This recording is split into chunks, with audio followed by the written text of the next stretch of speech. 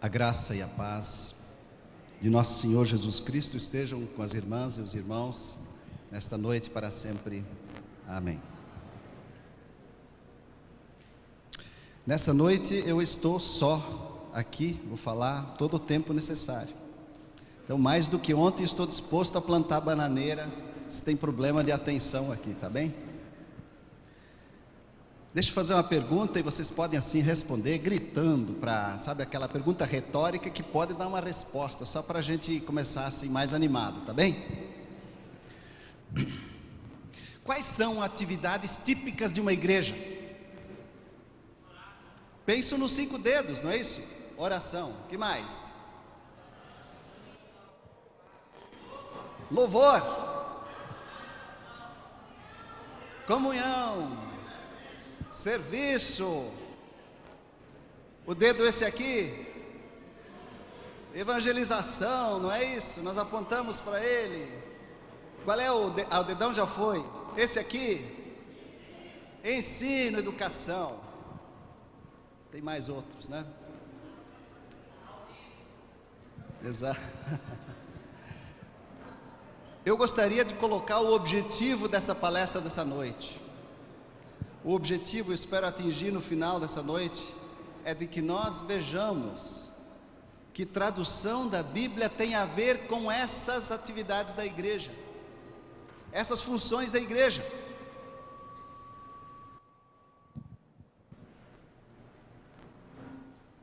Por exemplo, vamos começar com 2 personagens da tradução. Quem já ouviu falar de John Kelly? John Kelly foi um tradutor da Bíblia. Só está lá registrado num livrinho, quase anônimo, mas está lá. Ele foi tradutor da Bíblia para o dialeto Manche, da ilha de Man, perto da Inglaterra. Isso naqueles tempos em que não havia computador, não havia uma série de coisas. Depois de pronto aquele manuscrito de tradução, ele foi pelo navio para chegar à Inglaterra, para que ele fosse publicado, essa tradução fosse publicada. No meio do caminho, o que acontece? O navio começa a naufragar. E era a única cópia da tradução, não havia um backup não. E aí? Ele confiou-se nas mãos de Deus, tomou aquele manuscrito nas mãos e ficou lá, dizendo: eu vou ficar aqui segurando, nem que seja lá nas alturas, para que esse manuscrito não seja tomado pelas águas. 5 horas, finalmente veio o resgate, e a tradução foi salva. Por que esse sacrifício? Para que justamente a palavra de Deus chegasse a mais um povo, para que ele pudesse fazer o quê? Louvar. Para que lá naquele povo se pudesse ensinar a palavra, para que naquele povo se pudesse pregar a palavra, lá se pudesse evangelizar.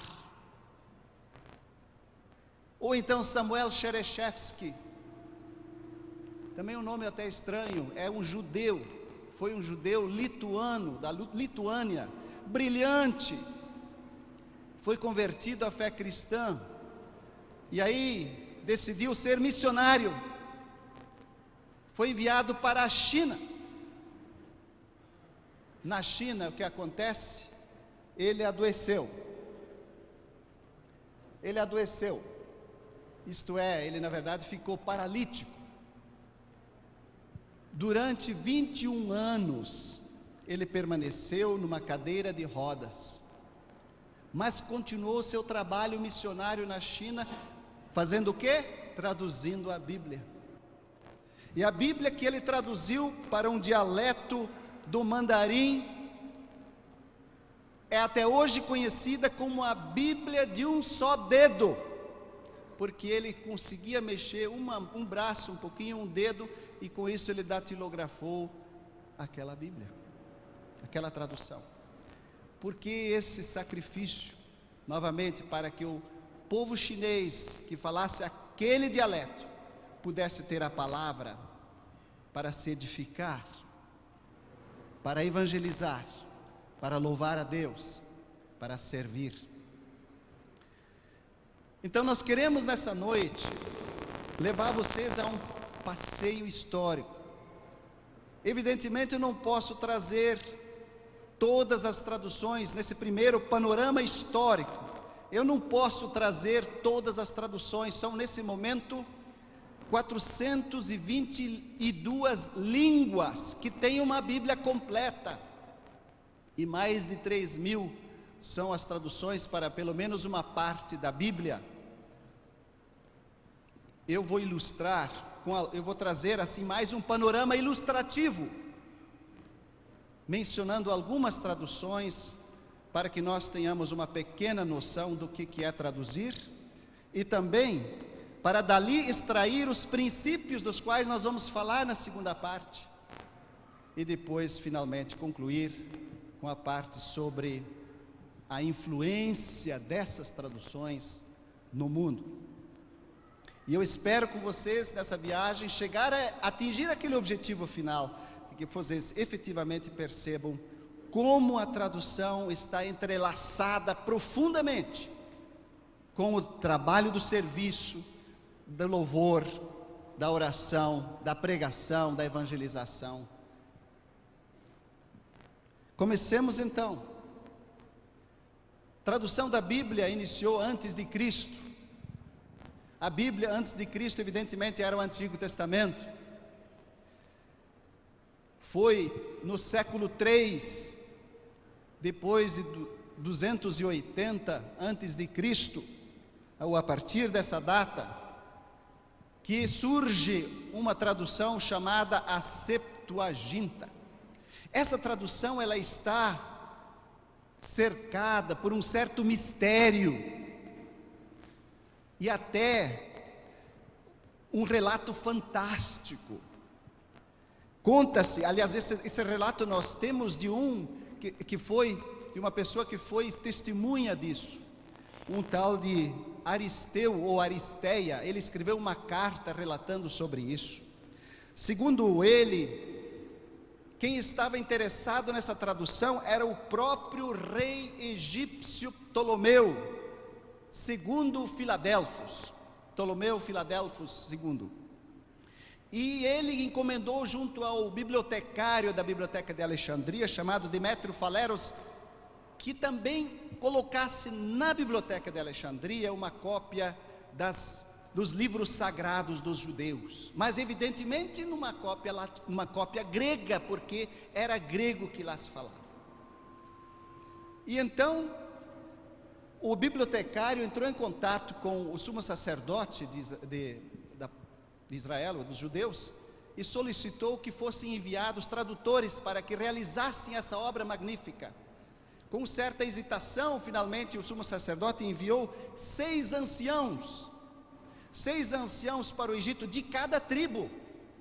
É que daí vem o nome de Septuaginta.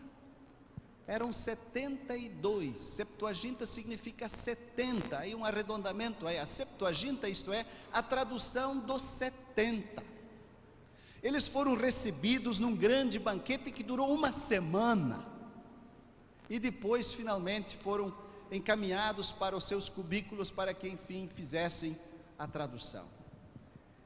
E vejam, depois de 72 dias, a tradução teria estado pronta, e vista como inspirada diretamente por Deus, tão inspirada como o original hebraico.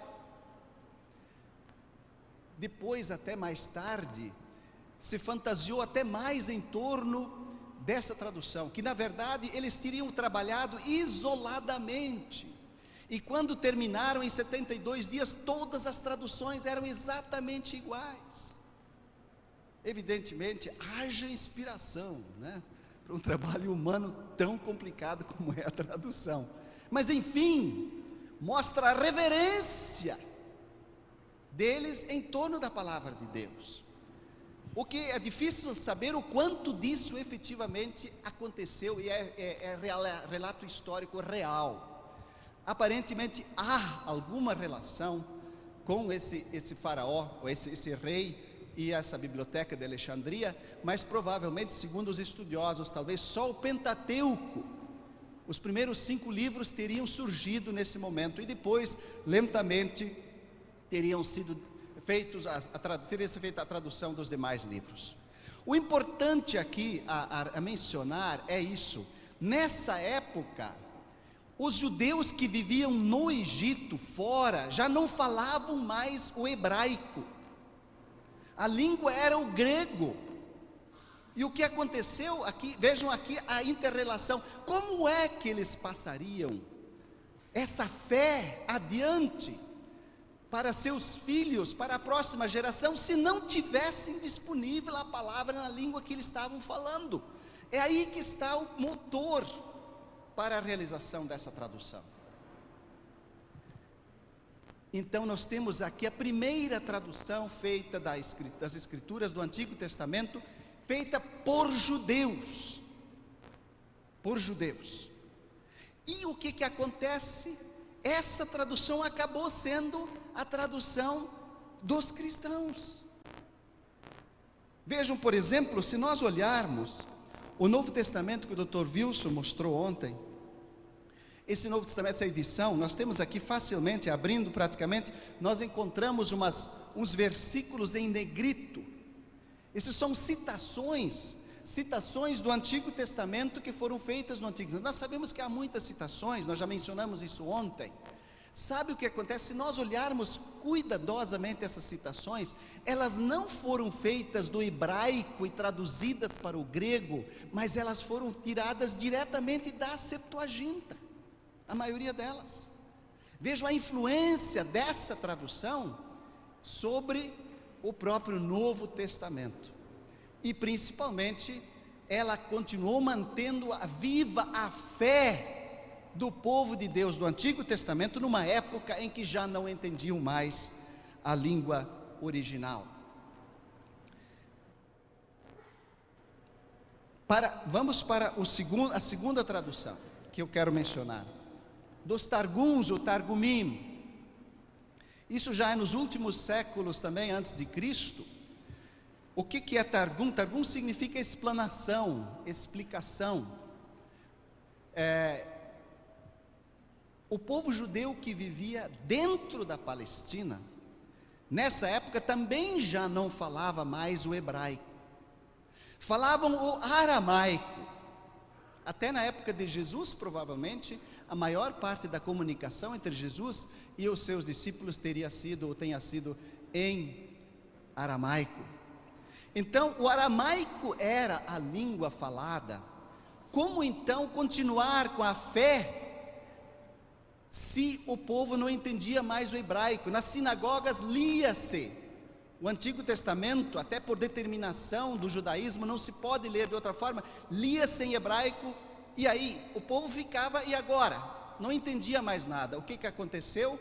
Aí começaram a surgir traduções livres do texto hebraico, de uma forma assim bastante improvisada, livre, na própria Septuaginta. Nós já temos um sinal disso, se vocês olharem, nós já temos um sinal disso no Antigo Testamento, em Neemias 8,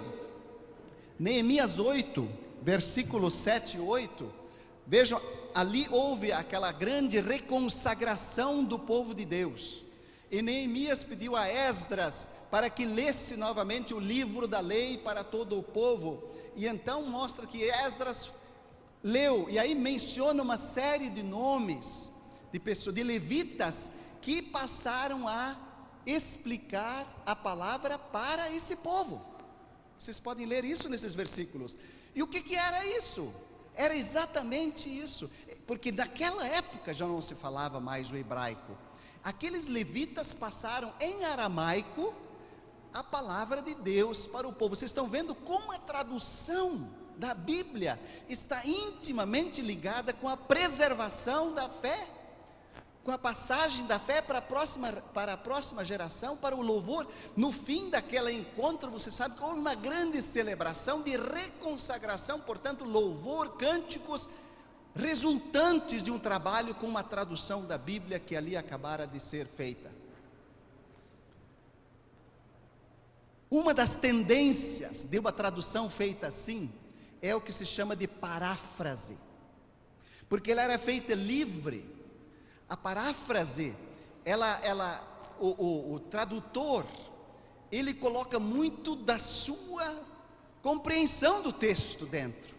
Então ele toma o texto original e vai traduzindo, e nisso ele vai incluindo seus pontos de vista, ele vai evitando o que ele acha que não está legal, ele pula. Então isso é o que se chama de paráfrase. Ele vai livremente traduzindo e, na verdade, passando para frente muito das suas próprias convicções. E é importante mencionar isso porque isso acontece em traduções hoje. Nós temos, por exemplo, um exemplo clássico no Brasil de uma tradução que é uma paráfrase. É a chamada Bíblia Viva. A Bíblia Viva, ela foi feita originalmente nos Estados Unidos, de um pai preocupado que os filhos entendessem a palavra de Deus. Então, como não entendiam a King James, que era a grande tradução, ele fez uma paráfrase da King James para o inglês, quer dizer, do inglês para o inglês, mas da King James, uma tradução mais difícil para uma tradução mais fácil. Ele não se baseou nem nos originais, ele trabalhou com uma tradução para outra tradução. E evidentemente na Bíblia Viva você também vai lendo com cuidado, até interessante, tese de mestrado ou doutorado, vocês vão perceber o viés doutrinário do tradutor, porque ele efetivamente coloca lá as suas concepções. Então, muito pior é quando uma tradução é feita com pouca responsabilidade, e às vezes nós temos até no Brasil alguns fazendo apenas para ganhar dinheiro. É complicado, mas isso é outro assunto. Então, a tradução aqui foi de novo para preservar a fé, para edificar os filhos de Deus daquela época. Agora vamos para depois de Cristo. Depois de Cristo, só mencionando, vejam, ali já nós temos a igreja surgindo e a palavra de Deus, naquela passagem que até citada ontem pelo Dr. Erni, quando Jesus envia os discípulos a partir do centro lá para todas as partes do mundo. E o que era necessário, na medida que chegaram na Síria, na medida que chegaram no Império Romano, na medida que foram para frente, o que era necessário, porque as pessoas não entendiam o grego, não entendiam nem a Septuaginta, não entendiam muito menos o hebraico, e o Novo Testamento, as cartas estavam surgindo, o que era necessário? Traduzir a Bíblia. Eu vou mencionar, essa primeira ainda é uma tradução para o grego do Antigo Testamento, apenas para ilustrar a questão dos princípios de tradução. Áquila aqui não é o marido da Priscila, ele é na verdade um prosélito que veio para o judaísmo, era um não judeu que se tornou judeu por convicção, e então olhou a Septuaginta, que era a tradução, a versão grega utilizada, ele diz, não, essa versão não serve aos judeus, essa tradução é muito cristã. Veja, lembra que ela foi feita por judeus para judeus, e ele na verdade, porque a igreja começou a usar e construir a sua teologia a partir da Septuaginta, ele diz, não, essa não serve para os judeus, eu tenho que fazer uma nova tradução. Ele trabalhou numa tradução, infelizmente pouco preservou-se dessa tradução, mas ela ilustra uma coisa, ele diz, não, é preciso traduzir literalmente, palavra por palavra dessa tradução, do hebraico para o grego. E ele foi tão literal, que vocês que todos aqui estudam hebraico, né? Vocês sabem que tem partículas no hebraico que não tem tradução. Por exemplo, a partícula do objeto, indicador do objeto direto, né? No Gênesis 1, Bereshit bara Elohim eth hashamayim, eth haaretz, esse é intraduzível, ele indica que é objeto direto. Portanto, facilita muito o estudo do hebraico. O hebraico é uma moleza, eu sempre digo inglês é uma moleza, mas hebraica é mais fácil ainda, né? Porque é muito fácil. Então o é indicador do objeto direto. Aí o Áquila diz, espera aí, esse tem que entrar no grego, e o grego não tem um indicador do objeto direto, nesse sentido.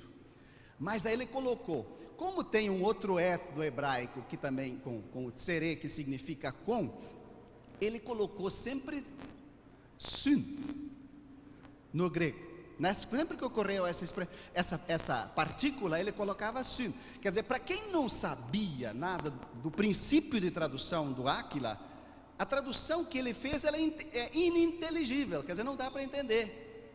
Mas ela ilustra uma coisa, ela ilustra o princípio de equivalência formal, do qual nós vamos falar depois. Equivalência formal, isso é traduzir palavra por palavra as palavras do original. Vetus latina, ou latina antiga, ou ítala. O que acontece é que o Império Romano, ainda lá no começo, dos primeiros séculos, século I, século II, século III, praticamente ainda falava grego, porque era a língua, digamos assim, universal que se falava. Porém, já em várias partes, o que começou a predominar era o latim, especialmente no norte da África. Então, Santo Agostinho, o Agostinho que vivia naquele local, ele relata de que o que estava acontecendo é que nas igrejas, os bispos, os ministros, começavam livremente a traduzir do grego, principalmente a Septuaginta e também as cartas, para o latim. E esse conjunto de manuscritos, ou fragmentos de manuscritos, não temos nada completo, não existe uma Bíblia completa disso, é chamado de Vetus Latina, antiga latina. E isso se espalhou nas igrejas, e evidentemente isso dá uma confusão, porque cada igreja tinha sua tradução, e era uma tradução muito livre, mas ilustra o ponto, para passar a fé, nesse caso a fé cristã, para povos que já não falam mais o grego, nem o hebraico, o que é necessário é traduzir para a língua do povo, para que o povo possa entender, se edificar, ser ensinado, e aí então poder também a evangelizar, e a passar a palavra para a frente.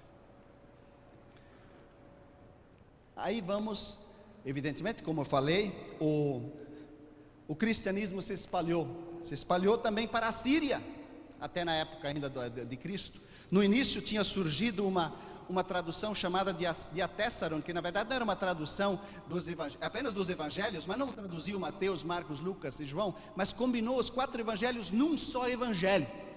Mas a igreja rejeitou isso, aí começou a surgir a Peshitta, também meio informalmente.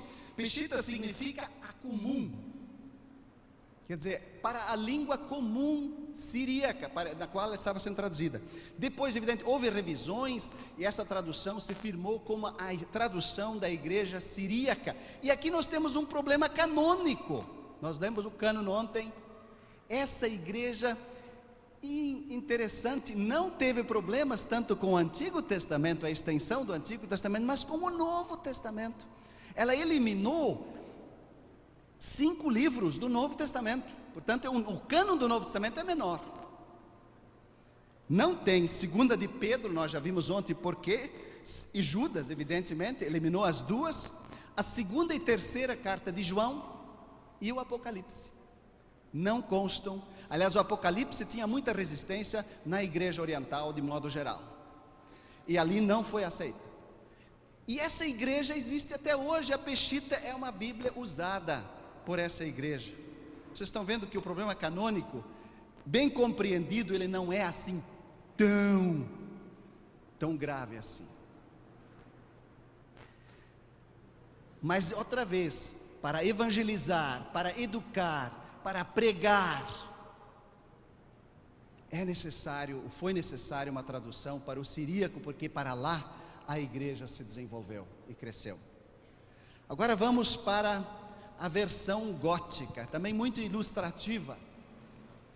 Vocês, quem estudou história da igreja, história universal, sabe que lá pelo século IV, século V, o Império Romano passou a tremer diante de forças que vinham do norte. Do norte vinham os povos germânicos, os godos, os visigodos, os ostrogodos. Eles eram, até alguns filmes tentaram, não tão recentemente, mas alguns anos atrás, retratar a violência, a sanguinolência daqueles conquistadores que vinham do norte. E eles vieram e realmente trouxeram muita dificuldade para o Império Romano, e até muitas vezes tiveram vitórias muito grandes, levaram escravos para o norte. Pois é, a família do Ulfilas, depende da acentuação, foi levada como escrava pelos godos. E lá eram cristãos, era uma família cristã, e lá viveu como escravo, e aí se deram conta de que era um povo que precisava ser evangelizado. De alguma forma, Ulfilas conseguiu retornar, conseguiu estudar, conseguiu se graduar de alguma forma dentro da fé cristã, e ele foi enviado de volta para trabalhar entre os povos dos godos, desses povos germânicos. E o que acontece? Ele começa a evangelizar, mas como é que esse povo vai entender a palavra? Não havia como comunicar, o grego, o latim, nada disso resolveu. E ele então se colocou a traduzir a Bíblia para o gótico. E como em tantos projetos de tradução, também nesse projeto foi necessário uma coisa que é inclusive inventar o próprio alfabeto, porque nem alfabeto havia. Alfabeto, vocabulário, e depois de tudo isso criado, ele traduziu a Bíblia. Essa Bíblia, até hoje, existem fragmentos, existem passagens dessa tradução. E ele se tornou depois o primeiro bispo da igreja primitiva, dos primeiros séculos, justamente entre os godos. E a evangelização passou a ocorrer entre os povos góticos. Provavelmente, eu e tantos outros, são descendentes daquela evangelização. Nós somos descendentes, eu sou pelo menos descendente germânico, com alguma influência italiana parece, mas em todo caso, é de lá, provavelmente, que nós temos a fé. Então, de novo, a associação da tradução com evangelização, com culto, com louvor, com ensino, está mais do que óbvia. E novamente temos um problema canônico. O Ulfilas, que sabia quão sanguinolentos eram aqueles godos, ele disse: não, vejam, aí é excesso de piedade. Ele diz: eu não vou traduzir o livro dos reis. Imagina se eles leem como alguns reis também eram sanguinolentos, e eles encontram isso até apoio na própria Bíblia para a sua violência. Então ele não traduziu o livro dos reis. Interessante isso, mas consta na história. Portanto, um problema canônico aqui também. Vamos para a Vulgata. Já mencionamos ontem, a Vulgata é fundamental. Inclusive, nós estamos realizando aqui no próximo mês, na segunda semana, no Fórum de Ciências Bíblicas em São Paulo, em que o foco será a Vulgata.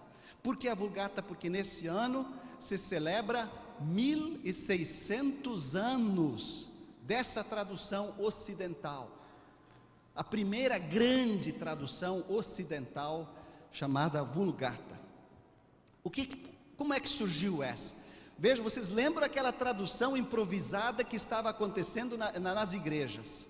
O bispo Damaso de Roma, ele se deu conta que isso não é possível, isso não edifica a igreja. Havia muita emigração na época também dos povos, muito movimento dos cristãos, até por razão de perseguições e outras razões, pelo Império Romano. E o que acontecia? Eles vinham de uma igreja e iam para outra e ninguém se entendia, mas que tradução é essa? Não era a mesma tradução. Nós precisamos uniformizar, nós temos que ter uma tradução que funcione, que seja aceita por todos e possa ser usada em todas as igrejas. Mas que nobre propósito, E então ele engajou no trabalho Jerônimo, um estudioso brilhante, que inclusive no começo nem sabia muito hebraico. Ele se deslocou para a Palestina, morou em Belém, aprendeu o hebraico profundamente com rabinos judeus e trabalhou 15 anos na tradução da Vulgata. Finalmente, puxa vida, que maravilha, tradutores quando terminam a Bíblia, tradução, ficam assim, extasiados, agora sim entregou. E ele entregou, claro, com toda aquela alegria, e dali um pouco, essa alegria murchou. Por quê? A tradução foi rejeitada pela maioria. Não acontece assim hoje. Tradução nova vem, os tradutores ficam extasiados e de repente a tradução é queimada em praça pública. Aconteceu, por exemplo, com a Bíblia na linguagem de hoje. Quando ela saiu, ela foi queimada em algumas praças do Brasil. O Jerônimo, claro, ele era meio sanguíneo, como é que se diz? Como é que tem aquela... sanguíneo. Ele ficou muito bravo. Ele disse: mas esses burros bípedes que confundem ignorância com santidade. Aí eu pergunto para vocês, refletam um pouco, porque nós também, eu por exemplo também, eu sou um filho de Almeida, minha primeira Bíblia Almeida atualizada. Para mim Deus só fala em Almeida, através daquela linguajar, aquela poesia maravilhosa. De repente surge a linguagem de hoje e eu fico abalado. O que é isso? Por que nós temos problemas? Por que é tão difícil? Nossa, mas essa tradução não presta. Por que acontece isso? Vou tentar responder um pouco mais adiante, reflitam enquanto eu vou adiante. Mas é claro, aos poucos, a tradução foi sendo aceita aqui, foi sendo aceita lá. E como na época o Dr. Wilson falou, não havia imprensa, cada cópia da tradução era uma nova edição, porque era um novo copista que incluía seus erros, ou tirava ou colocava, e assim foi. E por isso ela teve que passar por várias revisões futuras. Essas revisões são importantíssimas, porque elas trouxeram para dentro da Bíblia algumas coisas que hoje nós temos e nós praticamente nem valorizamos, porque as tomamos como que sempre tivessem estado lá. Por exemplo, o número dos capítulos. Não havia. No original não havia número de capítulos, nem no hebraico, nem no grego, nada. Numa das revisões da Vulgata, feita por Stephen Langton, um estudioso da Inglaterra, que depois se tornou bispo de Cantuária, lá pelo ano de 1220 e pouco. Ele morreu em 1228, então lá pelo 1220, fez uma revisão e incluiu o número dos capítulos. Mais adiante, numa outra revisão, no ano de 1500, publicada em 1555, pela primeira vez, isto já na época da Reforma, 1555, até depois de Lutero já tinha morrido, aparecem os versículos, pela primeira vez na Vulgata. E aí é interessante a história da colocação dos versículos. Conta-se que o Roberto Stefanus, quem colocou os versículos, Roberto Stefanus, ele era um ministro que também, além de fazer revisão da Bíblia, ele atendia a sua paróquia, ou suas igrejas, e evidentemente não havia carro, nada disso, ele andava no lombo de um burro, e nessas andanças no lombo do burro, ele pensou: puxa, eu poderia utilizar esse tempo, não é isso? E lá ele colocou os versículos, no lombo do burro, sabe? Eu acho que ele tropeçou umas quantas vezes, e errou. Só isso explica o problema dos versículos. Sabe que tem versículo de duas palavras? Eu acho que o burro tropeçou, ele né? É aqui que vai o versículo. Às vezes é um versículo dividido ao meio que não devia ter dividido. É uma confusão. E isso serve de alerta. Vocês já ouviram aquelas pessoas que dizem: o versículo central da Bíblia é o Salmo 128, versículo 2, e vejam que mensagem, é o resumo de toda a Bíblia. Quer dizer, nós fazemos teologia em cima desses números. Por favor, não façam. Isso é idiotice. O cara fez em cima do lombo do burro.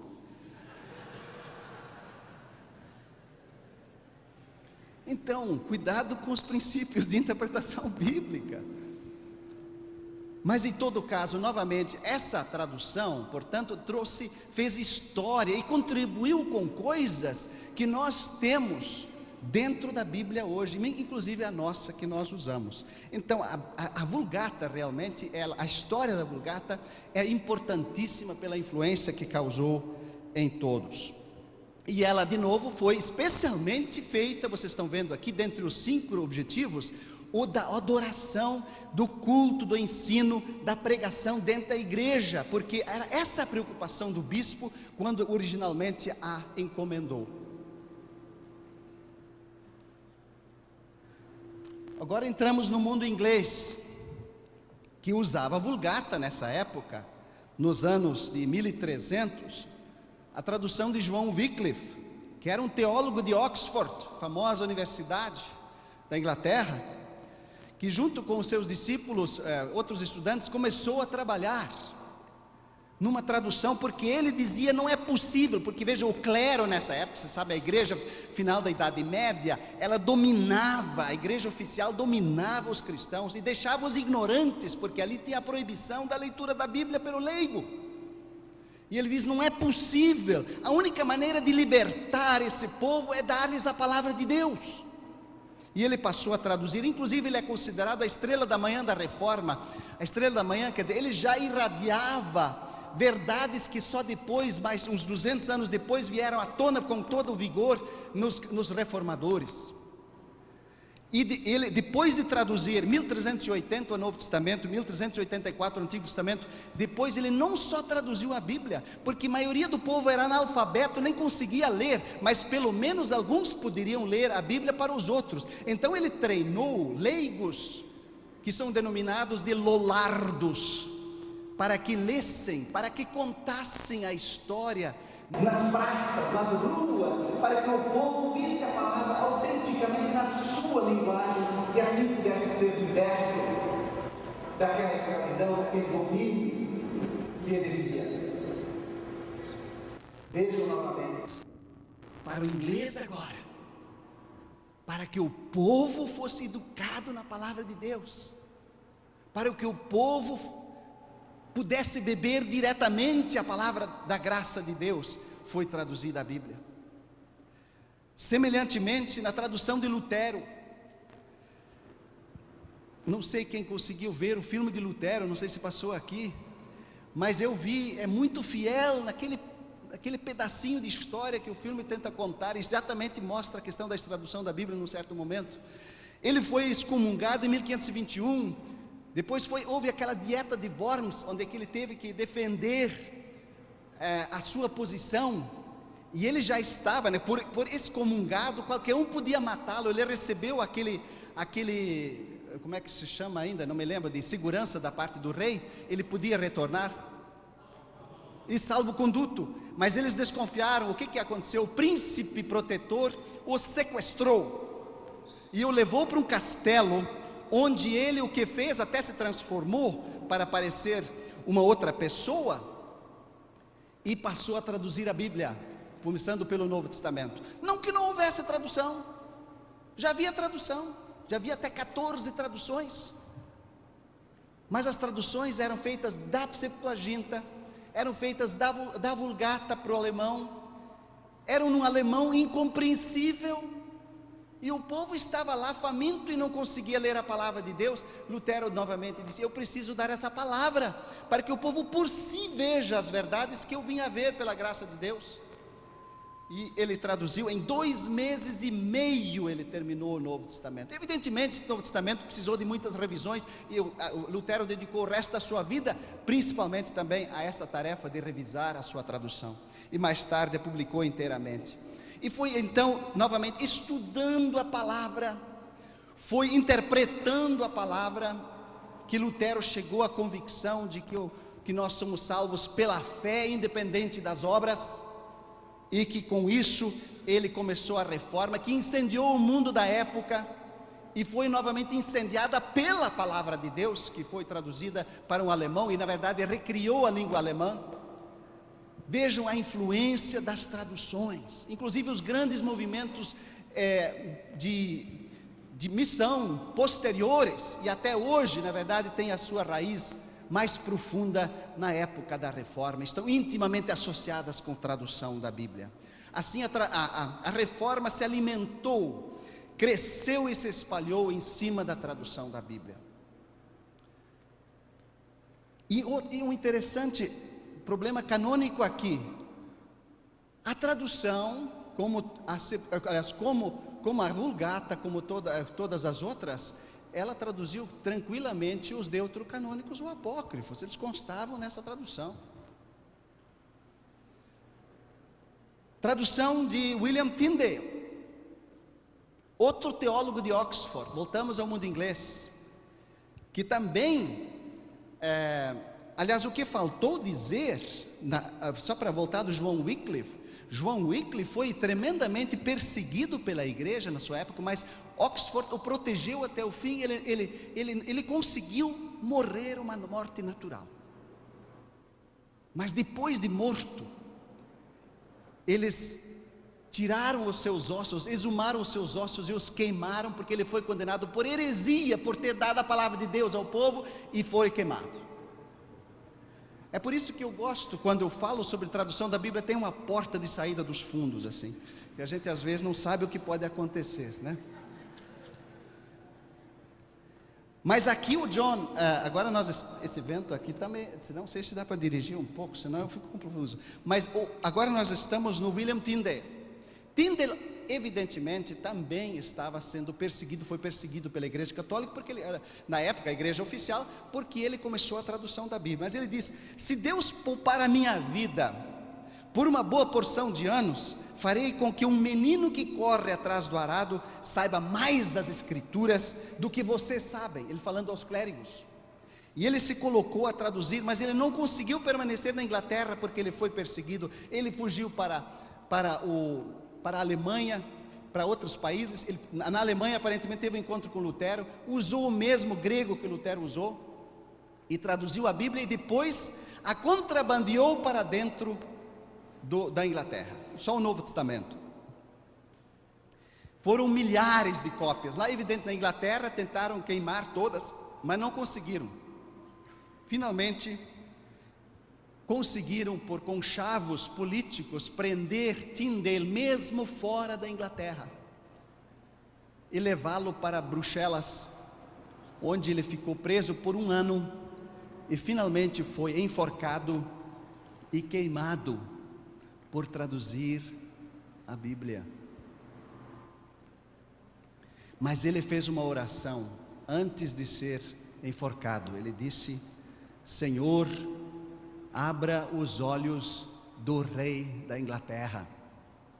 Isso foi no dia 6 de outubro de 1536. Vejam, dar a palavra ao povo, para que o povo entenda, cresça nessa palavra, possa passá-la para os seus filhos, para os seus vizinhos, enfim, propagá-la. Custa a vida às vezes, aliás, até hoje custa a vida. Há tradutores que morrem ainda hoje por aí no mundo.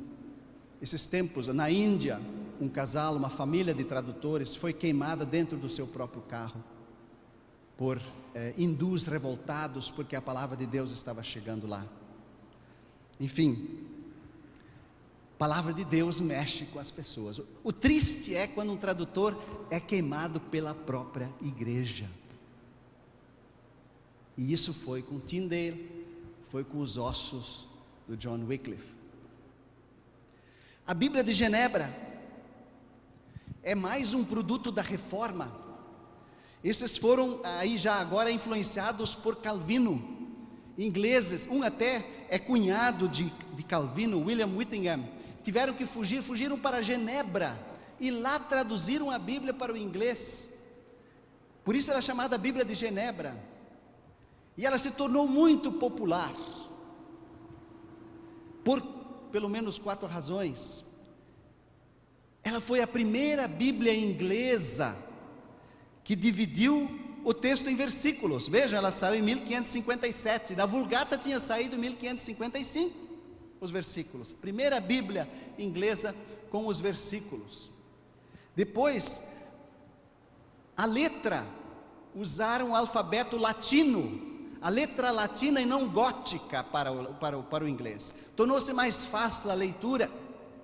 Uma terceira razão, ela foi impressa num volume que dava para levar para a igreja.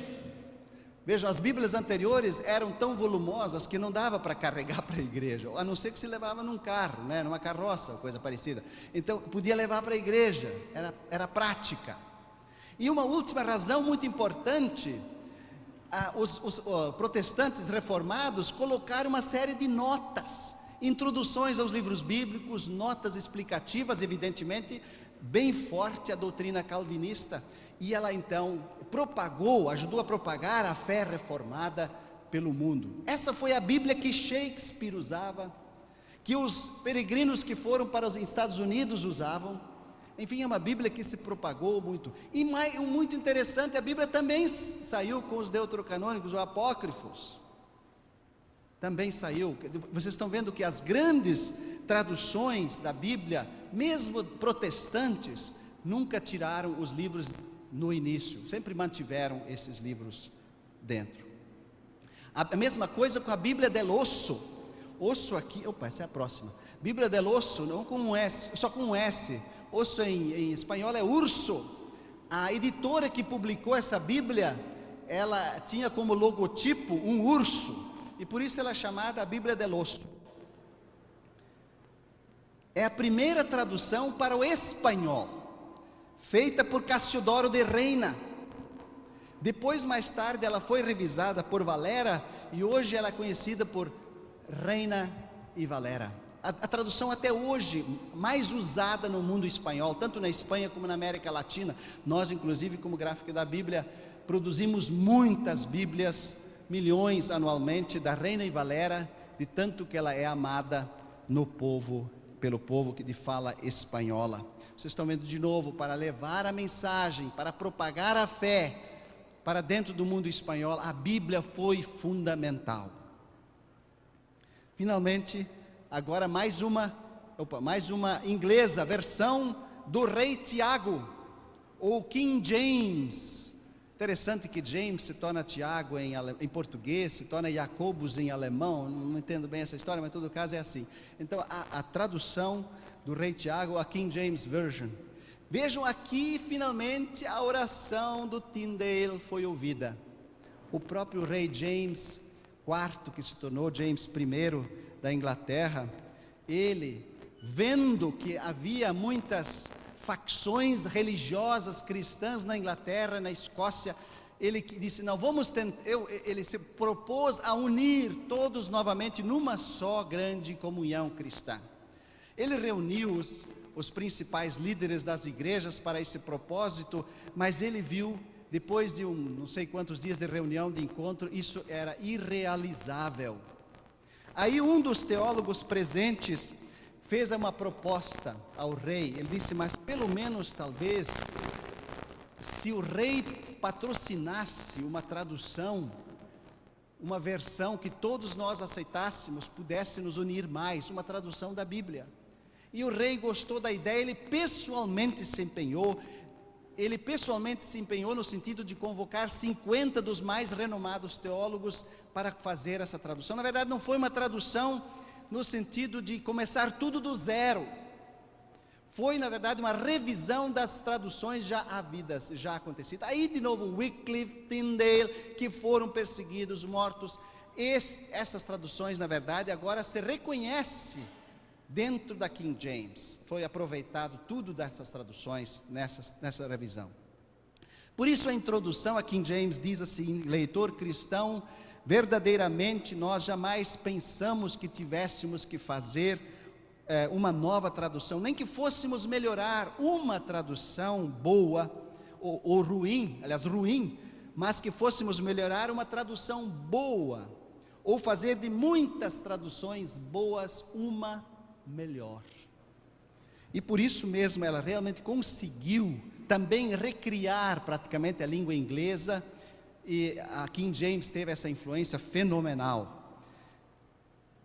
Vejam, novamente, era mais um objetivo eclesiástico, no sentido de ter uma igreja para o culto, para a adoração, para o ensino oficial nas igrejas. Tradução está ligada com isso. Agora chegamos à versão de João Ferreira de Almeida. O padre João Ferreira de Almeida. Nós recebemos cartas de católicos, padres, e dizem: puxa, que bom, essa tradução é excelente. Aliás, os católicos gostam muito da tradução de Almeida, inclusive feita por um padre, que maravilha. Aí nós recebemos cartas de evangélicos: mas o que é isso? Almeida não foi padre coisa nenhuma. Qual é a verdade? A verdade é que, como ele foi convertido à fé evangélica lá pelo ano de 1644, quando tinha 16 anos. Ele foi ordenado ao ministério pela igreja reformada holandesa, que designava e que denominava seus pastores de padres. Então aqui está a explicação. Era um padre protestante, da igreja reformada, certo? Beleza, né? Então está explicado. Existem efetivamente edições antigas de Almeida que vocês podem ler isso, traduzido pelo padre João Ferreira de Almeida. Então não estranhe. O nome em si não é pejorativo, não, ele é um bom nome, né? Enfim, ele foi como missionário da igreja reformada lá para a Índia, para a Indonésia. E novamente se confrontou com esse problema. Os portugueses dominavam lá, e ele foi para evangelizar, para edificar aqueles cristãos. O que fazer sem uma tradução portuguesa? E ele se colocou a traduzir para o português. Inclusive foi perseguido pela Inquisição, não conseguiram matá-lo, de alguma forma conseguiu escapar. Então, ele trabalhou em grande parte essa tradução na Batávia, atual Jakarta, na Indonésia, na ilha de Java da Indonésia. Portanto, a tradução mais amada no Brasil foi feita na Indonésia. E ele, evidente, não conseguiu terminar sozinho essa tradução. Ele foi até mais ou menos a metade de Ezequiel, Novo Testamento, e no Antigo Testamento a metade de Ezequiel, e depois outros da igreja reformada terminaram essa tradução, e ela tinha muitos erros. Inclusive ele mesmo reconheceu numa primeira revisão que havia milhares de erros que precisavam ser corrigidos. Ele conseguiu alguma revisão no Novo Testamento, mas depois houve mais e muitas revisões. Nós temos hoje sobreviventes algumas revisões famosas.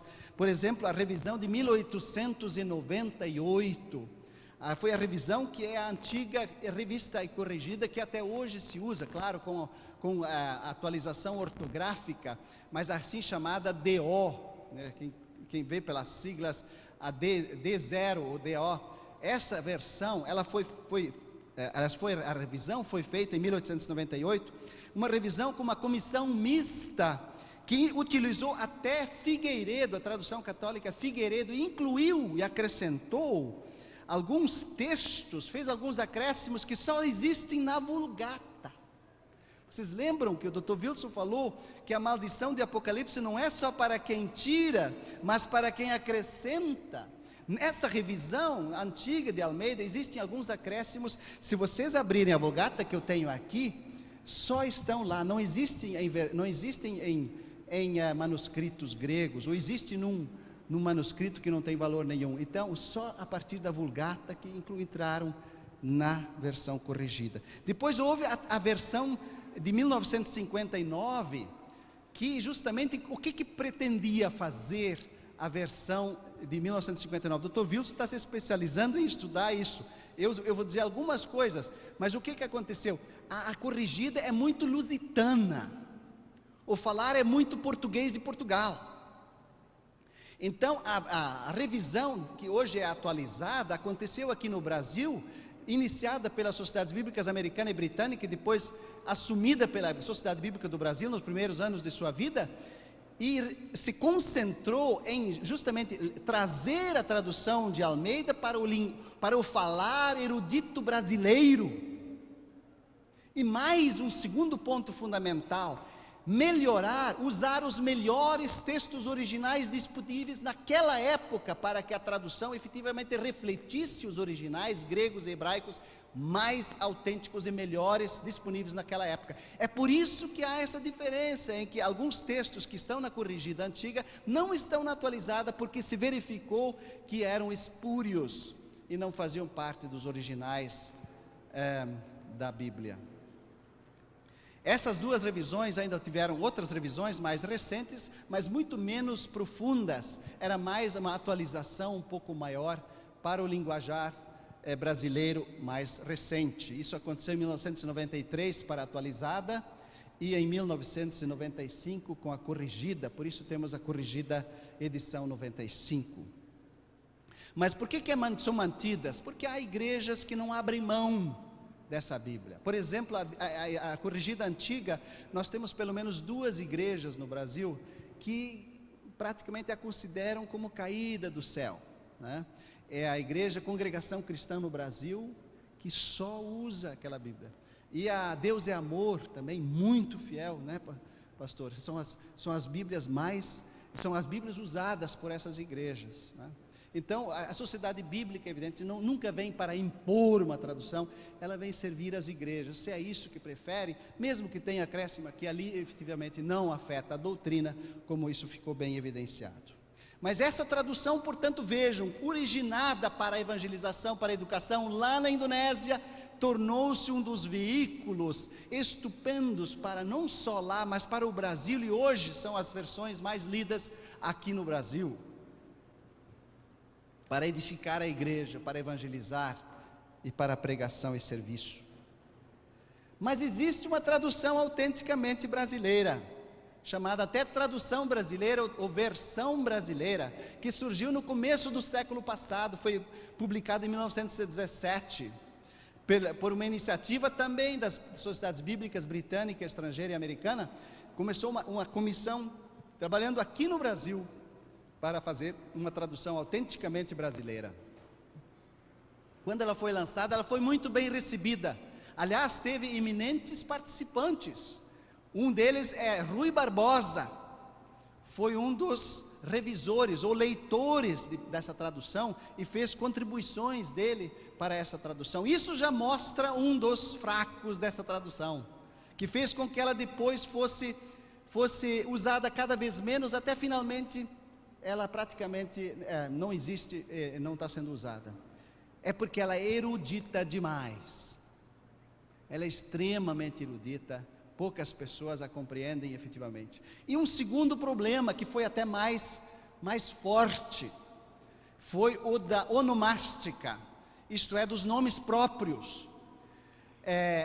As versões de Almeida já tinham feito com que houvesse uma certa convenção sobre os nomes próprios: Abraão, Isaac, Jacó, né? Davi, Salomão. Agora, a tradução brasileira colocou Abraham, Yitzhak, Yaakov, David, né? E assim por diante, uma transliteração muito direta dos originais, e as igrejas estranharam muito, não se entendiam mais, e isso fez com que ela fosse rejeitada. Nós estamos, nesse momento, trabalhando numa revisão, não uma revisão, porque acho que não convém revisar essa Bíblia, mas trazê-la pelo menos ortograficamente para hoje. E nós fizemos uma revisão, estamos colocando os nomes próprios de acordo com Almeida, para que ela possa ser compreendida melhor. Ela vai sair provavelmente no ano que vem, uma edição completa. O Novo Testamento já está disponível eletronicamente falando, ele está no Bíblia Online, vai sair no Libronics, ele está por aí.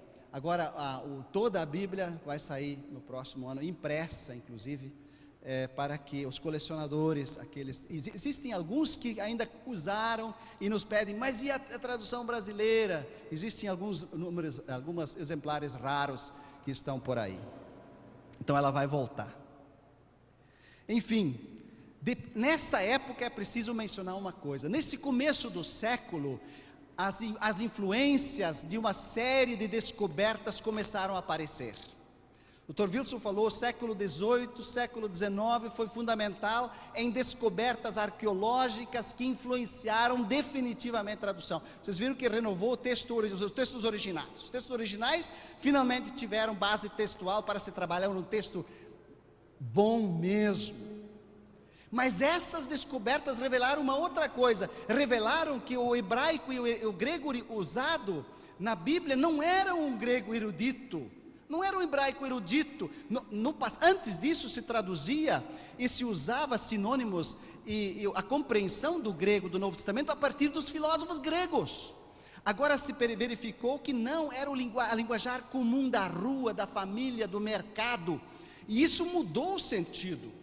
E então surgiram novos dicionários, novos estudos, e com isso surgiram novas traduções, para incorporar essa pesquisa. E também, simultaneamente, estudos linguísticos sobre a teoria de tradução estavam acontecendo e começaram a influenciar essas novas traduções. E aí surge a primeira tradução nessa linha, é a The Bible and American Translation, feita por Goodspeed. Goodspeed diz o seguinte, que ele, depois de verificar o que se tinha achado, ele disse agora na sua versão, ele queria dar algo da força e da vivacidade que reside no original grego. Ele continua, eu queria que a minha tradução desse ao leitor uma impressão semelhante que o Novo Testamento deve ter dado aos leitores originais. Lhes dar a mesma impressão, isso fosse compreensível, popularmente compreensível. A tradução foi um sucesso, depois também fez o Antigo Testamento. Uma outra tradução na mesma linha, essa do Phillips, tem algumas coisas traduzidas para o português também. Ele inclusive eliminou de novo os capítulos e os versículos, porque ele disse que isso atrapalha a leitura. É preciso ler assim, contínua, parágrafos, para realmente compreender essa palavra. E de uma forma popular, porque é isso que o grego é, e o hebraico. A Good News Bible é a que melhor captou esta pesquisa toda, essas descobertas e essas teorias de tradução. E ela foi feita, começada, iniciada por um eminente brasileiro, e um eminente brasileiro batista, para o orgulho dos batistas, ainda vive. No dia 17 de abril fez 85 anos, o doutor Roberto Bratcher. O doutor Roberto Bratcher fez essa tradução do Novo Testamento. Ele é brasileiro, nascido em Campos, no Rio, foi para os Estados Unidos, mas era filho de missionários. Foi para os Estados Unidos, depois voltou, foi professor no Seminário Batista do Rio, voltou para os Estados Unidos e foi engajado pela Sociedade Bíblica Americana e começou essa tradução, que quando terminada, contagiou, em 6 anos, distribuiu mais de 35 milhões de Novos Testamentos. Depois ele comandou a equipe que também traduziu o Antigo Testamento nessa linguagem. Essa tradução, ela capta essa teoria que então passa a ser designada teoria de tradução de equivalência dinâmica ou funcional. Nós vamos falar isso depois. E essa tradução então tornou-se modelo. Vejam o que acontece, recupera-se algumas coisas fundamentais. A tradução é para o povo, e isso se recupera nessas traduções. Dios habla hoy, da mesma forma, daí já começa essa teoria e essas descobertas influenciar a tradução para o espanhol. Dios habla hoy, uma tradução hoje muito utilizada no mundo espanhol. A mesma coisa, o New English Bible, aí inclusive na Inglaterra, especialmente começando na Escócia, com a igreja novamente reformada presbiteriana da Escócia, começou o movimento de também trazer uma tradução que incorporasse essas descobertas. Como disse C.H. Dodd, que comandou a comissão, ele diz o seguinte: os tradutores foram solicitados a substituir as construções tipicamente gregas, ele aqui falando do Novo Testamento, por construções usadas no inglês contemporâneo. Concebemos nossa tarefa como a de compreender o original tão precisamente quanto possível, usando todos os recursos, e então repetir em nosso idioma nativo o que cremos que o autor estava dizendo. Depois que terminou a Bíblia completa, também foi revisada e tal. Aí tem uma tradução que nós precisamos mencionar, que é a nova tradução internacional, New International Version, que surgiu em 73, Novo Testamento, mais tarde. Precisamos mencionar, porque é uma tradução que, de novo, volta um pouquinho nessa teoria, fica mais literal. Mas é uma tradução que foi muito aceita, aliás, ela é de cunho bem evangélico nos Estados Unidos e foi aceita especialmente por igrejas evangélicas. No Brasil nós temos uma similar. Eu até trabalhei um pouco no começo, por isso posso falar alguma coisa disso. Tem uma fraqueza, pelo menos, que eu vi naquela época, que ela foi traduzida do inglês para o português, e nós fomos solicitados a revisar, então, a tradução a partir dos originais. Então, nesse sentido, ela sofre um pouco, mas é uma boa tradução. Então, depois, mencionando mais a Contemporary English Version, que foi feita pela American Bible Society, essa tradução, ela também reconquista uma coisa que praticamente se tinha perdido. Se nós olhamos, por exemplo, Colossenses 4,16, Paulo, terminando a sua carta aos Colossenses, ele diz, depois de lida a carta em sua igreja, levem-na para a igreja de Laodiceia, para que ela também seja lida lá, e tragam a carta que eu escrevi aos laodicenses, para ela ser lida aqui. O que ele está dizendo? Ele está dizendo que a carta era lida em voz alta, a oralidade. A Bíblia não foi escrita em primeiro lugar para ser lida individualmente. O problema da alfabetização era um problema, e o problema de ter livros para todos. Essa tecnologia é muito recente. A Bíblia foi escrita para ser lida e compreendida por todos. Então a oralidade é fundamental. Não só deve ser fiel quando eu leio ela aqui, ela deve ser fiel para quem a escuta e realmente compreender o que Deus está dizendo. Então isso se conquista. E finalmente a tradução na linguagem de hoje, que agora é relançada como nova tradução, a revisão em 2000. A nova tradução na linguagem de hoje exatamente tem essa combinação toda, liderada novamente pelo Dr. Bracher. E mais um grande batista, Dr. Werner Cashel. Portanto, os especialistas nas línguas originais eram dois batistas. Por isso eu digo, nós estamos aqui para agradecer. A Igreja Batista tem uma grande participação na tradução da Bíblia no Brasil. E, claro, com outros, também Dr. Wilson, eu a partir de um certo momento, mais outros participantes dessa tradução, o pastor Giraldi, a sua esposa também. Então tivemos vários tradutores, mas foi uma grande participação. Enfim, essa tradução no fim foi lida em voz alta, toda ela, para que não só na forma escrita fosse fiel aos originais, mas também ouvida fosse assim percebida. Muitas vezes a gente escutando, ele diz, alguma coisa podia ser ambivalente, e a gente então mexia no texto para que efetivamente soasse fiel também. E assim chegamos ao final dessa jornada. E agora eu pergunto, por que nós rejeitamos tanto uma tradução nova? Vocês já refletiram? Por que às vezes chegamos ao ponto de queimar uma tradução nova? E vejam, a própria igreja queimando uma tradução. Não é os pagãos que fazem isso, é a igreja que eu faço. Na minha visão pessoal é a seguinte: a palavra tradução da Bíblia é coisa do coração. A minha primeira Bíblia, a gente se apega, cresce, lê, ora e tal, aquilo penetra a gente quando sua Bíblia e sua Almeida. E de repente uma outra tradução, não pode, algumas reclamações eram, mas Deus não pode ser tão vulgar assim.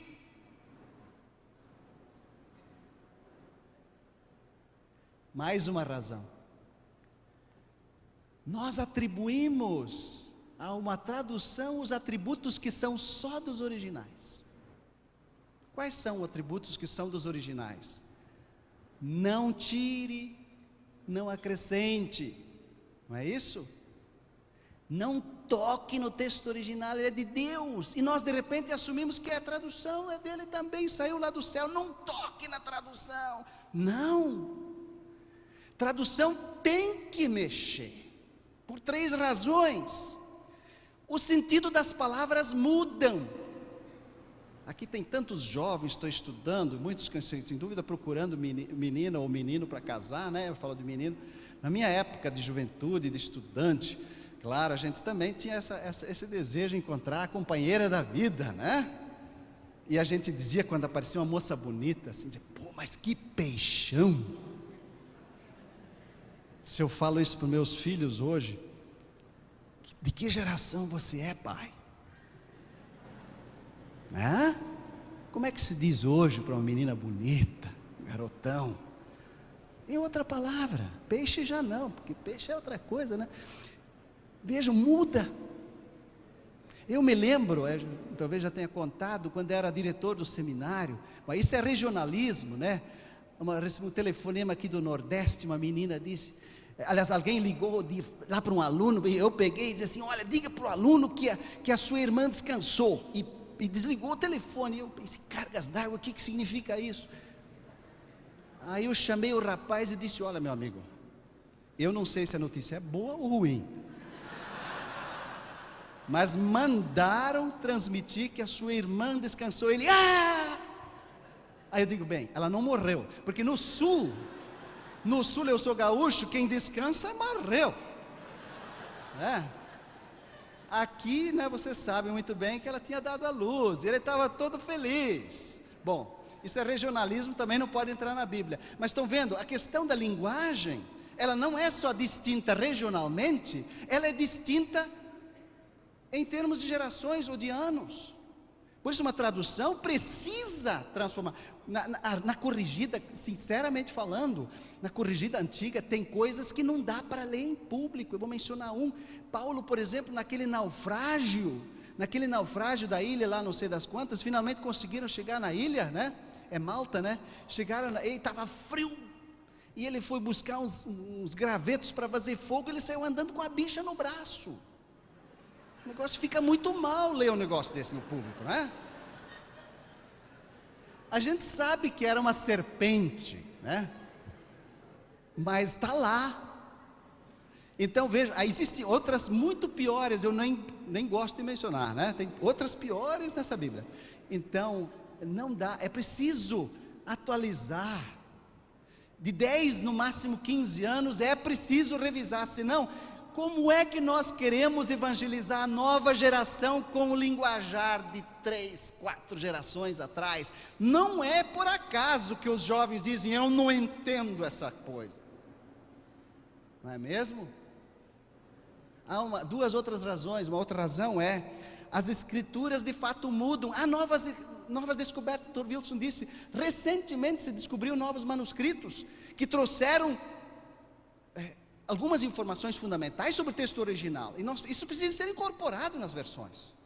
Ou então descobre outros textos, arqueologicamente falando, que falam do contexto de várias coisas que eram compreendidos de uma forma. Isso especialmente ajuda nos assim chamados rapax legomena. Sabe, rapax legomena são aquelas palavras que aparecem uma única vez na Bíblia.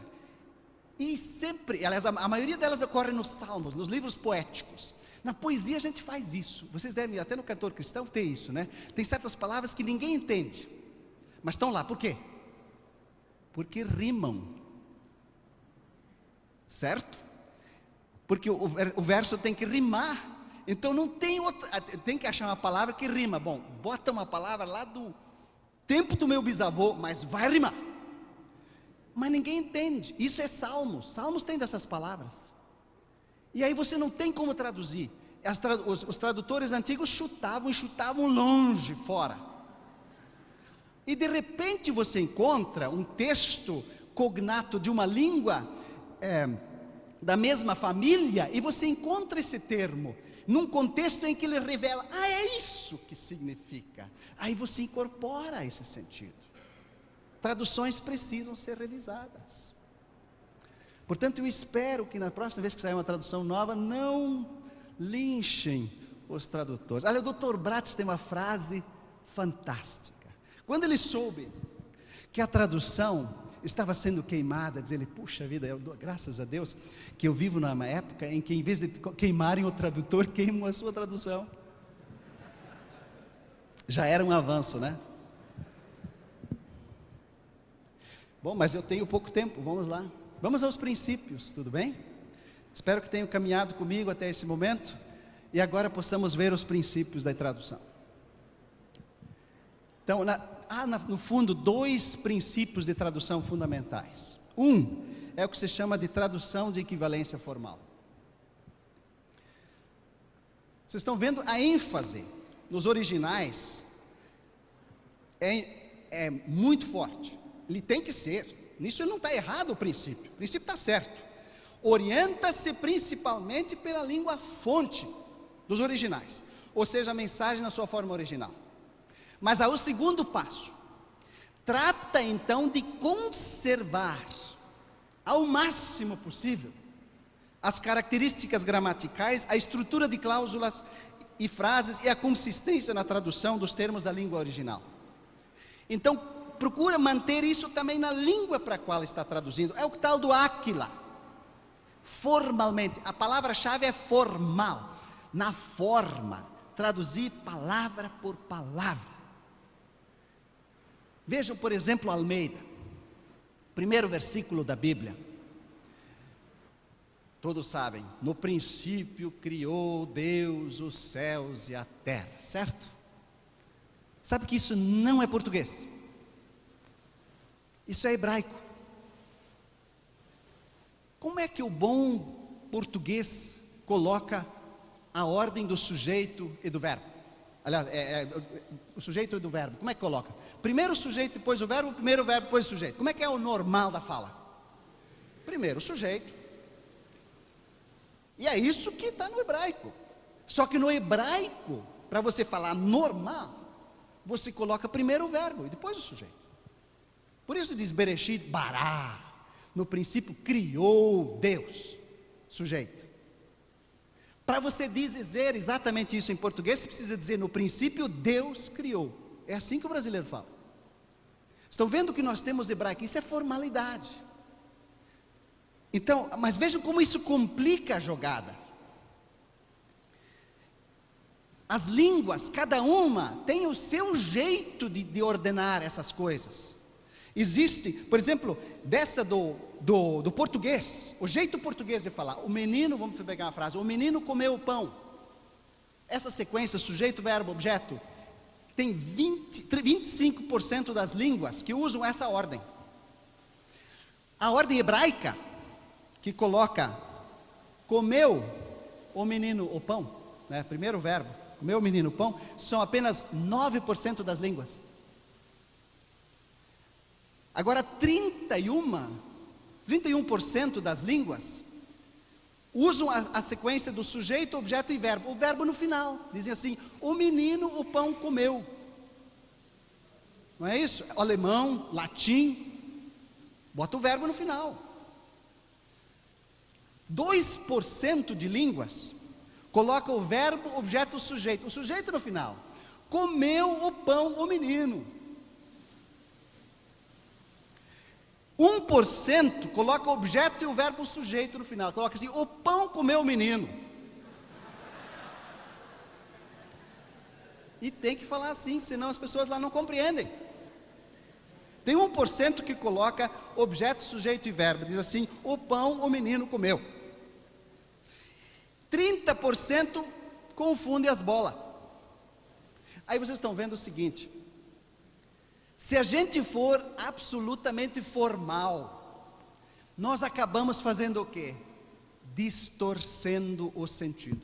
É isso que uma grande tradutora da organização Wycliffe diz no seu livro, até publicado em português, ela diz assim, a rígida aplicação do princípio de tradução de equivalência formal inevitavelmente apresenta sérias interferências na língua receptora. Poderá inclusive distorcer ou completamente mudar o sentido do texto original. A cada língua, diz ela, tem a sua gramática e expressões idiomáticas diferentes. Se seguirmos com demasiado rigor a gramática dos originais, a tradução não será natural, podendo causar confusão ou até transmitir significado errado. Por isso é que temos tradução de equivalência funcional. Aqui a palavra-chave é funcional, função. Enquanto mantém-se fiel aos originais, novamente, os originais são intocáveis, tem que se manter fiel aos originais, mas se orienta pelo impacto na língua receptora. Ela trata de comunicar da maneira mais natural a mesma ideia em linguagem contemporânea, usando as características gramaticais, não dos originais, mas da língua receptora, a estrutura da língua receptora. Por isso, ela precisa usar os mais avançados recursos das ciências da linguística, da antropologia, da sociologia, da psicologia e outras ciências, para entender como é que o povo pensava, qual era a sua cultura, para, depois de compreendido, poder colocá-lo em nosso momento, na nossa linguagem, na nossa cultura. Em outras palavras, procura trazer a revelação de Deus ao nível da linguagem comum do povo. Vamos ilustrar um pouco. Por exemplo, uma tradução em inglês, todo mundo sabe um pouco de inglês, né? Essa frase bem comum, how old are you? How old are you? Se eu traduzo isso formalmente, como é que eu tenho que traduzir, palavra por palavra? Quão velho és tu? Não é mesmo? Já pensou, eu tenho uma filha de 10 anos, eu digo, quão velha és tu? Que beleza, né? Ela vai ficar feliz com essa pergunta.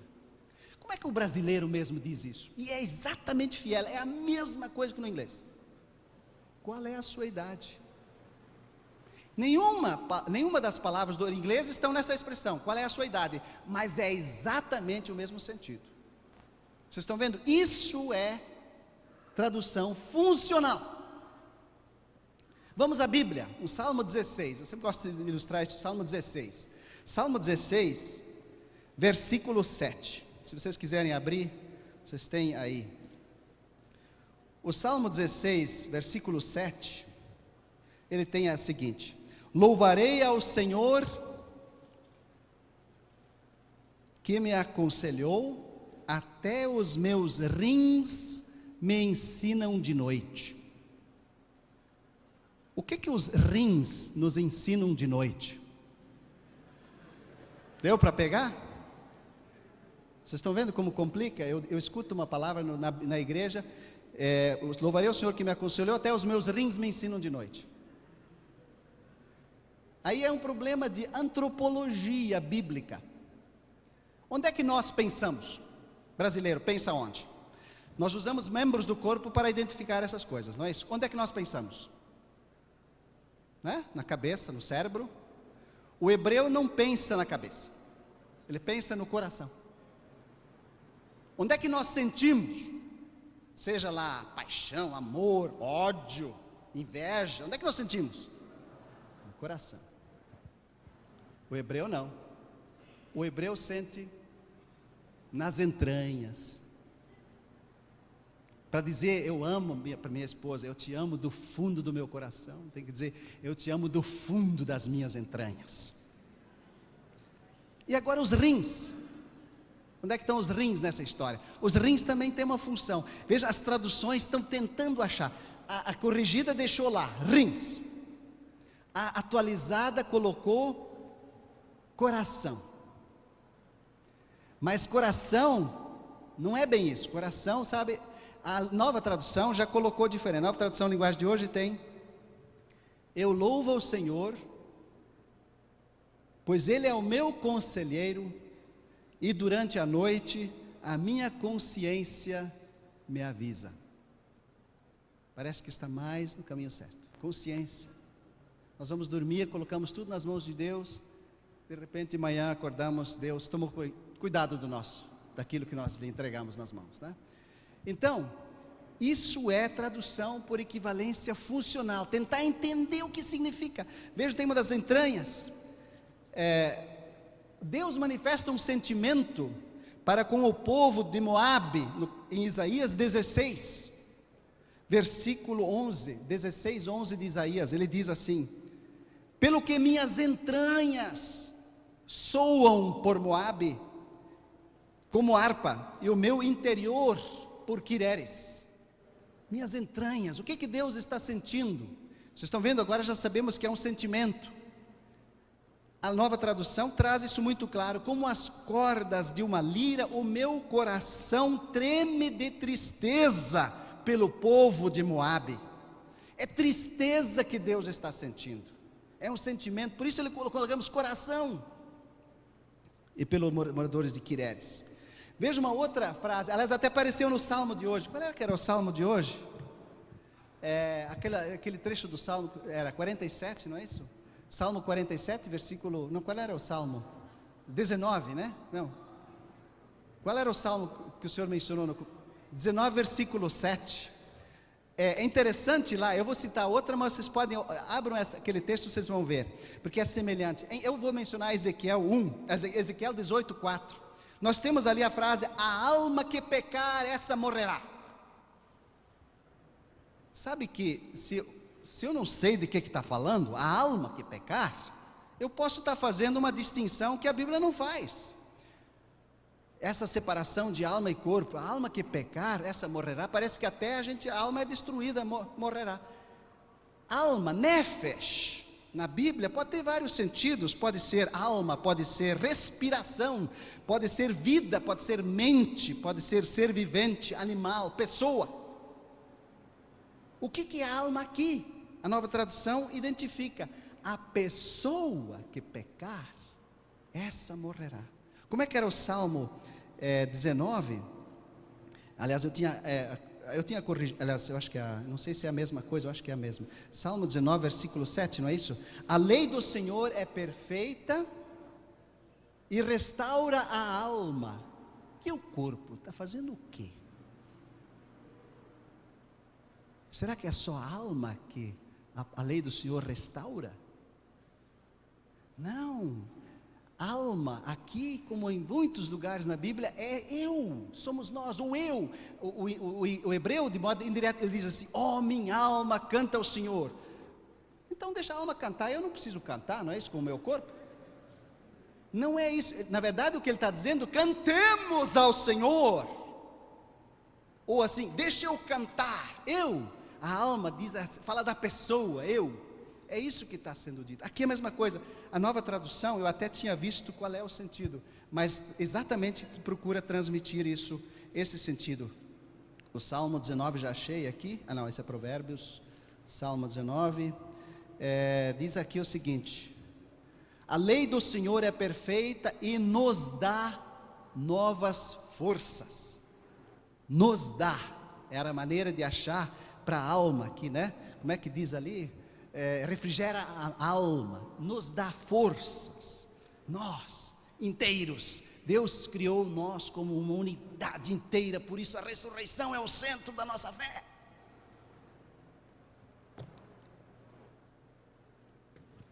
Eu acho que eu tenho que parar de ilustrar, mas tem várias ilustrações mais que a gente pode, talvez uma do Novo Testamento, aquele das bodas, né? Quando dizem, deixa eu ver aqui, Marcos 2,19, e Jesus lhes disse, podem porventura os filhos das bodas jejuar enquanto está com eles o esposo? Quem são os filhos das bodas? Já são filhos dos dois que vão casar? Não, esse é o hebraísmo, traduzido literalmente, tradução por equivalência formal. Filhos das bodas são os convidados do casamento. Por isso, diz a Nova Tradução, vocês acham que os convidados de um casamento jejuam enquanto o noivo está com eles? Enquanto ele está presente? É claro que não jejuam, é festa, pô. É isso? Então esse é o sentido. Enfim, várias, poderia-se dizer. Uma de Nova Guiné, Papua Nova Guiné, em que estavam traduzindo a Bíblia pela primeira vez, e os povos lá se odeiam muito, as tribos entre si, matança entre um e outro era muito grande, e os tradutores estavam ali estagnados, não conseguiam achar uma tradução para perdão de Deus. Não havia perdão lá entre as tribos. Inclusive, quando um era morto, eles cortavam a mandíbula do sujeito morto e penduravam na porta da casa, do lado da porta da casa, para que a família se lembrasse, ele precisa ser vingado. Está ali a solução para os tradutores. Deus não pendura mandíbulas. Ele perdoa. Isso entrou na tradução, era o único jeito. Hoje tem uma grande igreja lá. O perdão de Deus pode ser traduzido. Enfim, traduzir é transmitir o significado exato. da mensagem original, usando-se, porém, a construção gramatical e as expressões idiomáticas que são naturais na língua para a qual se está traduzindo. Não significa que traduções literais não sejam importantes, tem a sua função, tem a sua importância dentro da igreja. Mas se eu quero falar para o povo, efetivamente que o povo entenda e compreenda, a tradução por equivalência ou equivalência funcional chega mais lá. Enfim, podia ilustrar mais. Vamos para a influência, para encerrar a tradução. Nós temos aí mais uma hora, mais ou menos, para depois perguntas, né? Mas eu preciso terminar isso aqui. A influência, está para ser mais rápido. Vejam quantas línguas havia na época do colonialismo, ou antes do colonialismo, em torno de 15 mil no mundo. Hoje já estamos em torno de 6.700. Vejam quantas línguas desapareceram. E o que acontece quando desaparece uma língua? Normalmente desaparece o quê? Um povo, uma cultura. Se a cultura brasileira desaparecesse, uma palavra, nós todos lamentaríamos ter desaparecido do mundo, pelo menos uma, que é intraduzível: saudade. Dizem que saudade é intraduzível. Em inglês, I miss you, I'm homesick. Não diz tudo que saudade. Tem até uma parte de saudade ali. Em alemão, ich bin Heimweh, etc. Mas não diz saudade, essa palavra tão abrangente, tão cheia de sentimento. Isso é difícil, é só na cultura brasileira, dizem os estudiosos. Enfim, uma cultura se perde.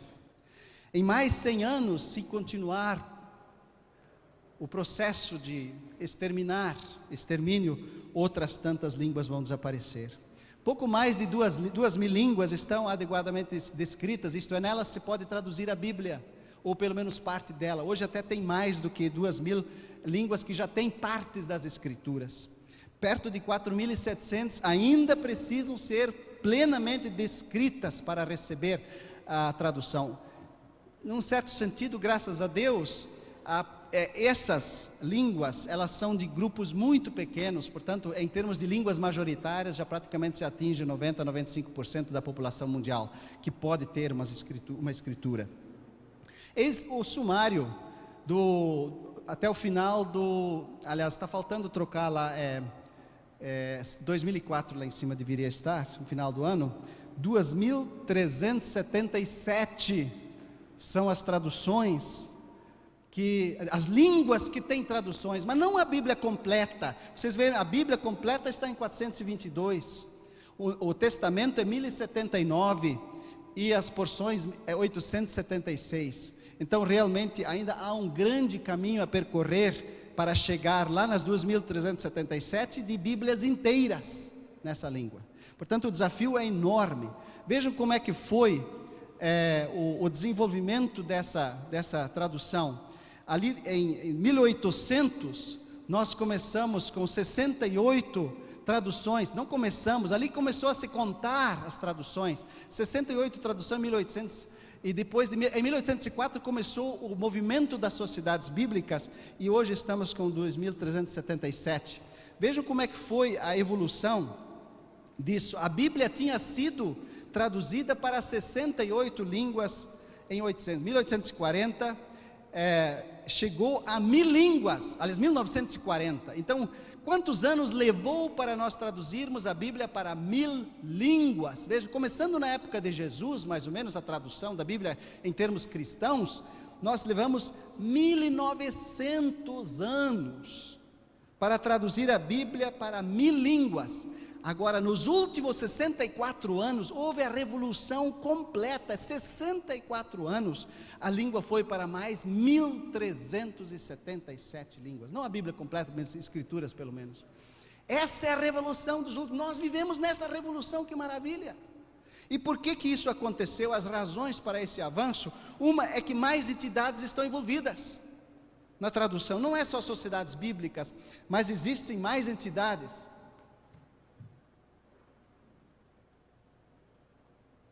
Cooperação entre as entidades. Nós estamos cooperando muito intimamente entre as entidades para traduzir a Bíblia mais rapidamente. Desenvolvimento de edições de textos originais pelas Sociedades Bíblicas Unidas. Esses textos originais, essas edições que podem servir, que eu posso agora levar para qualquer parte, não havia antigamente. Hoje se pode levar o hebraico e grego para qualquer parte. A adoção do princípio de equivalência funcional, isso revolucionou, foi talvez o mais determinante dos últimos 64 anos, porque foi mais ou menos há 60 anos que justamente começou essa tradução, com Jean Naida e Roberto Bratcher. A publicação da Good News Bible foi o grande marco de modelo de tradução para ser utilizado no mundo inteiro e até hoje como modelo de tradução. E a preparação e utilização de consultores, nós temos consultores, como foi o Roberto Bratcher, como é o Wilson Scholz, como há tantos outros, são consultores que sabem tudo de tradução, dos princípios, dos originais e que precisam. E também em seguida o engajamento de tradutores nativos. Tradutores nativos são fundamentais. No passado, em que se traduzia só literalmente, só formalmente, praticamente não se usava os nativos, porque quem traduzia tinha que saber hebraico e grego. Hoje, é preciso que alguém saiba hebraico e grego, mas a versão final desse sentido encontrado, ele é dado pelos nativos, porque só eles sabem como é que expressa isso em sua língua. Eu estive em Moçambique, lá tinha uma oficina de tradutores, ajudando lá a treinar os tradutores para o Chopi, para o Guitonga e o Xironga. Só faltou a Milonga, mas a Milonga não é uma língua do Moçambique, mas tem a língua Xironga e o Guitonga. Eu ajudei os tradutores do Guitonga. Eu não sei nada de Guitonga, mas eu sei hebraico. Estava traduzindo os salmos, então eu ajudava a compreender qual é o sentido dos salmos em português, porque em Moçambique se fala oficialmente o português, e então as pessoas do Guitonga colocavam no Guitonga. Então essa combinação evidentemente agiliza a tradução. Auxílios para tradutores e o uso de computadores, um laptop como isso, leva lá para o meio da mata, inclusive tem laptop com a energia solar, dá para trabalhar de outra forma. Mesmo assim, para uma tradução que começa praticamente do zero, pelo menos uns 10 anos a 15 anos, isso se os tradutores, uma equipe de uns 5, 6 pessoas, não fica doente, são muito aplicados, não fazem outra coisa. Isso normalmente não acontece. Então você vai a 15, 20 anos, a linguagem de hoje levou 25 anos. Esse é o trabalho da tradução. Então se alguém vos apresenta uma tradução muito rapidamente, essa é a última tradução maravilhosa, em 2, 3 anos nós fizemos, cuidado, é difícil que isso, a não ser que já comece de um avanço muito grande, de uma tradução feita, faça uma revisão ou coisa parecida. As consequências desse avanço, a evangelização de milhões de pessoas. Tão grande a evangelização foi nesses últimos 60 anos, que é o centro de gravidade da igreja, ela caiu do hemisfério norte para o hemisfério sul. Hoje são 60% dos cristãos estão no hemisfério sul. No passado, quando se falava missionários, e vocês sabem isso muito bem, de onde é que vinham os missionários? Vinham dos Estados Unidos, vinham da Europa, da Inglaterra, Holanda, sei lá de onde. Hoje os missionários estão saindo do Brasil, estão saindo da África, estão saindo do hemisfério sul para talvez até reevangelizar o norte. Isso em grande parte é resultado do trabalho de tradução da Bíblia. Por isso diz Kwame Bediako, um africano do Congo, que é professor na Universidade da Escócia, ele disse o seguinte: as traduções da Bíblia foram o fator mais determinante para o avanço das missões nos últimos 200 anos, principalmente no final do século XX, as traduções da Bíblia. Por isso nós podemos concluir, eu espero que vocês concordem comigo, e eu tenho atingido o objetivo, de que traduções estão intimamente ligadas com louvor, pregação, evangelização e ensino. Traduções da Bíblia são uma bênção. Elas estão intimamente relacionadas com a expansão do cristianismo. Nas línguas majoritárias, como é o caso do português, temos traduções para os mais diferentes públicos e para os mais diversos objetivos da igreja. Eu sou muitas vezes perguntado, agora sim você vai me dizer qual é a melhor tradução? Aí eu respondo, tradução para quê? É para evangelizar? Para ensinar? É para quê? Para que finalidade? Ou então, melhor tradução, para quem? É para crianças? Para jovens? É para alguém que nunca leu a Bíblia? É para alguém que já é forte na fé, quer se aprofundar mais? Vocês estão vendo? Traduções, todas têm uma função, têm uma finalidade.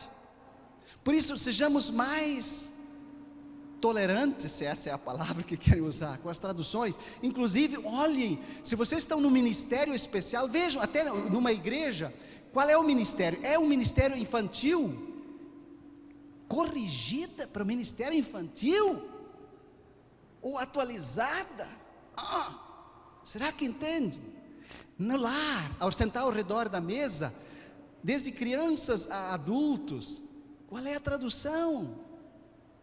Então, vocês sabem, eu suo Almeida, hoje estou suando aqui, mas em casa, ao redor da mesa, é a linguagem de hoje.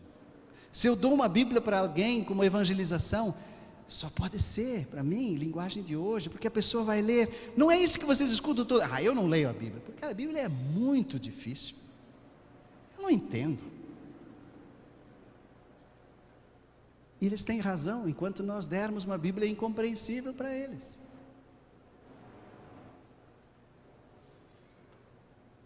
É um tremendo privilégio, eu espero que vocês tenham visto, para todos nós viver num período tão especial da história e cooperar com uma entidade que foi pioneira e liderou o trabalho da tradução nesse período, que são as Sociedades Bíblicas Unidas. Demos graças a Deus, eu espero que vocês deem comigo.